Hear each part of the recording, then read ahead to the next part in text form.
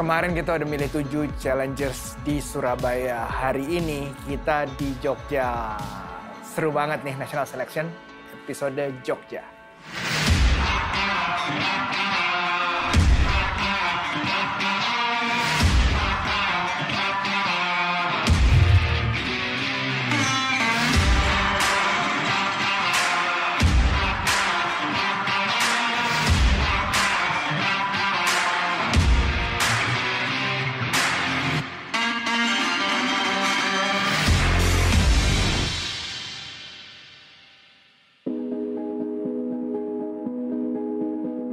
Hari ini saya datang ke Jogja, excited sekali. Saya berharap ada sesuatu yang baru di Jogja karena saya cukup kenal kota Jogja, banyak komunitas yang saya bergaul di sini, sehingga saya cukup berharap banyak dari Jogja dan biasanya akan ditemukan keunikan-keunikan dari Jogja. Salam diplomat, saya siap bikin gebrakan. Perkenalkan, saya Octavia Intan dari Aluna. Aluna sendiri merupakan startup di bidang food and beverage yang dia concern pada produk low sugar. Yang sudah kita tahu bahwa gula berlebih itu menyebabkan banyak penyakit. Makanya kita mencoba memberikan alternatif kandungan produk yang tidak tambahan gula. Jadi kami mencoba menciptakan alternatif pemanis yang sehat dengan kurma. I'm all about the problem bahwa kita emang kelebihan gula, konsumsi gula apa segala macam. Dan setuju banget kita harus develop alternatif lain buat gula gitu kan. Cuma yang buat aku bingung kenapa kurma gitu. Two reason dari aku ya. Pertama, it's not indigenous Indonesia. Tadi kan mbaknya juga bilang sendiri kita harus mengembangkan lagi ini kurma di Indonesia. So satu buat aku supply kedepannya gimana kalau misalnya this is hit it off gitu. Halo, selamat pagi. Pagi. Coba lihat bajunya, coba lihat. Aku tahu, kamu tahu. Aku tahu, kamu tahu, kita sama-sama tahu. Baik, silakan. Salamnya. Oke, salam diplomat dan saya siap bikin gebrakan. Halo, perkenalkan, nama saya Widi dari Tahu Krau. Tahu Krau berdiri sejak Mei 2020, sebetulnya alasannya untuk membantu warga di sekitar kami yang terkena dampak pemutusan hubungan kerja. Masalah utamanya adalah saya sebenarnya sangat menyukai produk gorengan. Tetapi produk gorengan yang saya temui di Yogyakarta khususnya, setiap saya makan itu saya pusing. Permasalahannya karena mereka mengandung MSG. Yang kedua juga minyak goreng yang digunakan itu selalu berulang-ulang kali, ya sampai jadi hitam jelantah seperti itu. Solusi yang saya berikan adalah kami menjual produk itu tidak menggunakan MSG. Dan kemudian yang kedua, minyak goreng yang kami gunakan itu selalu baru setiap harinya. Bahkan untuk yang produk tahu kriuk yang putih itu, kita ukur hanya 400 pieces untuk menggorengnya. Setelah itu tidak digunakan lagi. Kalau saya sih sebenarnya ngerasa produk seperti ini sebenarnya memang selalu ada marketnya. Tergantung distribution sama marketing. Nah, cuma saya mungkin mau ajak kamu berpikir tentang kamu kan nge-label ini makanan sehat. Nah, kalau buat saya, ini mungkin makanan yang lebih sehat dari gorengan. Tapi kalau makanan sehat, hati-hati. Karena makanan sehat itu definisinya kalau orang makan ini tiap hari, apa benar dia nggak bakal naikin resiko kesehatan? Atau bahkan mengimprove kesehatan? Enggak kan? Maaf banget, aku harus memencet merah. Tapi aku ngerasa produk kamu punya chance bagus banget di market. Ya. Akan. Kalau mengkonsumsi terus memang tidak sehat. Tetapi orang ada alternatif untuk beli gorengan, itu yang lebih sehat. Sehingga kalau misalnya saya pengen makan gorengan, kalau yang itu nggak sehat, ya saya ada pilihan untuk yang lebih sehat lah paling tidak. Walaupun endingnya sama-sama itu tidak sehat. Oke. Ya. Salam diplomat, saya siap bikin gebrakan. Wow, you're all out. Oke. Ya, perkenalkan nama saya Firman Setiaji, saya dari Bengok Craft. Bengok itu nama lokal Enceng Gondok dan Craft itu nama global. Dari awal kita pengen ngebawa produk lokal ini ke ranah global. Gimana caranya? Make your dream come true, make it happen with creativity. Jadi kita buat angan-angan jadi nyata dengan kreativitas. Bengok Craft itu sendiri merupakan usaha kerakyatan berbasis pemberdayaan masyarakat yang mengolah enceng gondok menjadi aneka kerajinan. Apa sih keunggulan kita? Kita 100% handmade dan kita nyari produk enceng gondok yang unik itu iya di kita di Bengok Craft ini. Karena tidak banyak yang menjual di pasaran semacam sendal enceng gondok, buku enceng gondok, tote bag enceng gondok ini tidak banyak dijual di pasaran, hanya ada di Bengok Craft ini. Aku mungkin nambahin ya dari segi desain, karena aku suka mendesain. Jadi intinya adalah buatlah produk yang ada wow factor-nya lah. Begitu ngeliat tuh langsung, wah keren banget nih gitu kan. Apa ya, kalau kita mengandaikan misalnya kayak produk-produk furniture yang populer itu kan ada milestone-nya lah gitu. Kalau IKEA zaman dulu itu selalu bikin misalnya kursi yang sederhana tapi kayaknya hampir semua orang pengen punya gitu. Jadi signature. Ini signature-nya ini masukan aja, nggak perlu dijawab. Tapi intinya create signature yang akhirnya ini menjadi signature kamu, sehingga kalau kamu punya, wah ini signature saya, dan akhirnya orang tahu bahwa itu bahannya dari eceng gondok. Dan kamu nggak perlu compete on price kalau punya signature style. Yeah. Gitu. Nah itu kalau ini jawab lagi ya, nggak apa-apa. Kita sharing-sharing, aku ikut sini karena pengen sharing-sharing, kita pengen dengar masukan buat kita berkembang nantinya. Untuk ini agar lebih premium, itu kita sedang berproses. Kenapa? Karena kita basicnya bukan dari para perajin. Kita orang-orang biasa, masyarakat biasa, ibu-ibu di sekitar yang ayo kita bikin kerajinan dengan kemampuan yang kita bisa. Dan itu meningkat. Kita pernah ikut tahun kemarin, itu bikinnya masih simpel-simpel yang belum seperti sekarang. Tapi tahun ini kita ada peningkatan, mungkin tahun depan lagi kita udah bisa yang premium karena udah terlatih ibaratnya. Yang paling penting kuncinya adalah produk ini harus bagus gitu. Produk harus berbicara sendiri gitu. Apa yang kita hasilkan itu harus bicara gitu. Dan saya sangat percaya bahwa local is the new global gitu. Jadi produk-produk lokal ini harus pede, harus sangat bagus, dan harus di-compare dengan brand-brand luar, mau di-compare dengan IKEA, mau di-compare dengan brand-brand dari Milan misalnya. Dia harus leading, karena udah nggak ada alasan lagi dengan katakanlah benchmarking, dengan secara teknis, secara desain itu, karena ini zaman sangat terbuka, sangat transparan. Referensi ada di mana-mana, jadi kita nggak boleh merasa minder dan kita harus pede dan kita harus lebih bagus dibandingin produk-produk luar. Salam diplomat, saya siap bikin gebrakan.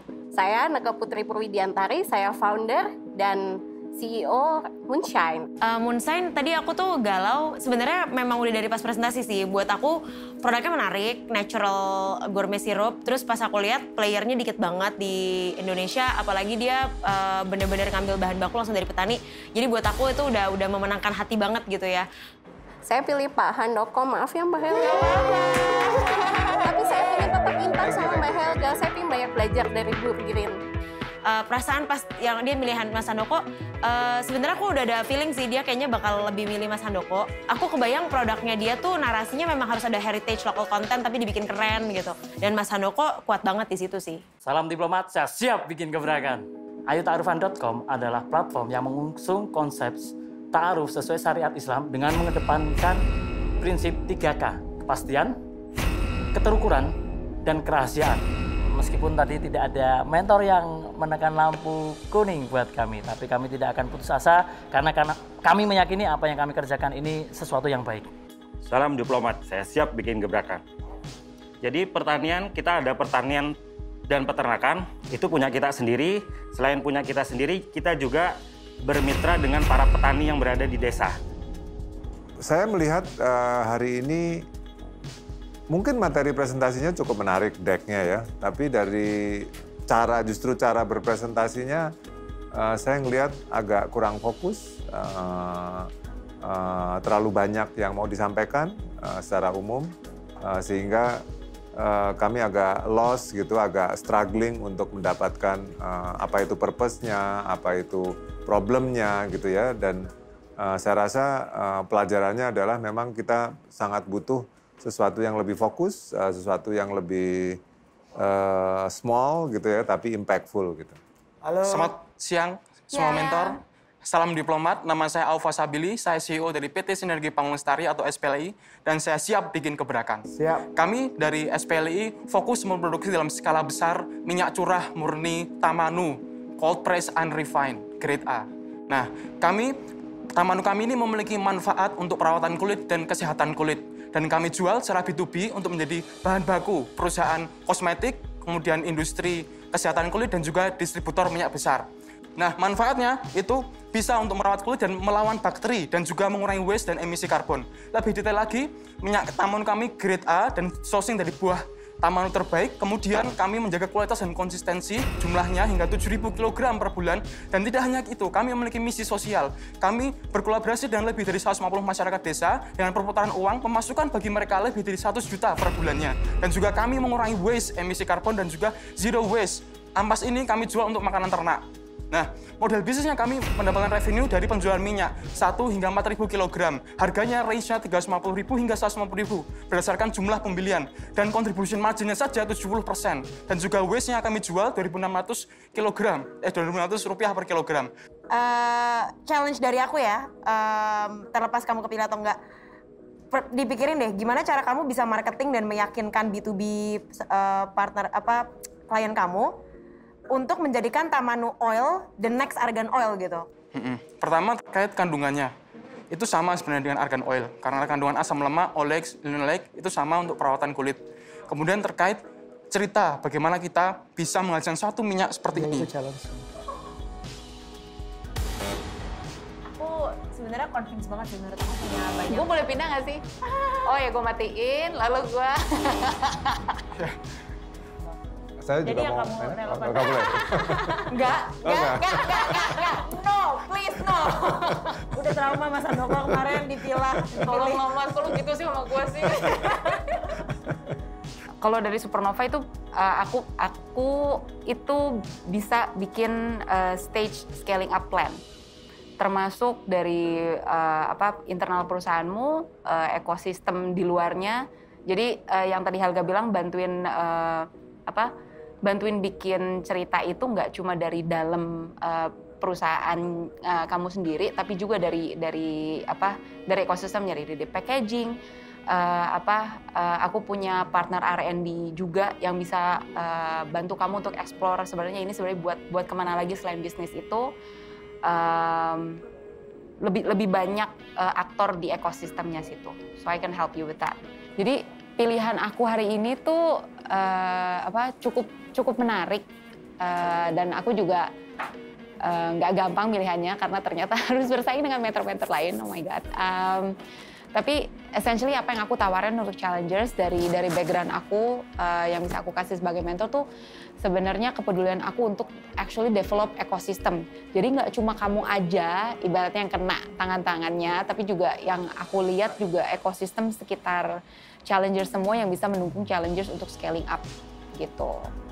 Jadi dan yang aku pilih hari ini tuh senang banget because he knows what he's doing. Dan dia juga tahu and super realistic on what he can and what he cannot do. But I'm here to support setiap challengers. Ini logistik, ini industri ekosistem, ini natural, ini Vietnam. Butuhnya apa kalau Vietnam ke sana? Saya pilih Bu Ines.